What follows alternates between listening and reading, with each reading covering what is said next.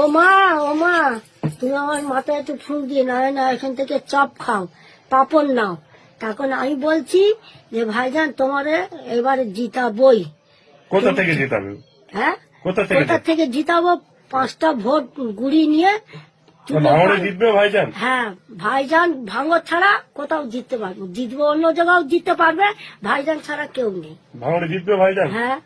আচ্ছা, তুমি কোনোদিন এমএলএর হাত থেকে কিছু হাতে করে পেয়ে খেয়েছো?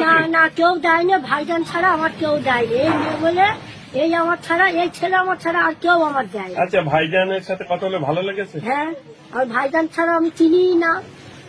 26-এ কি ভাঙড়ে ভাইজান জিতবে? হ্যাঁ, ভাইজান জিতবেই। ভাইজান আল্লাহ ছাড়া কেউ নেই, আল্লাহ জিতাবে।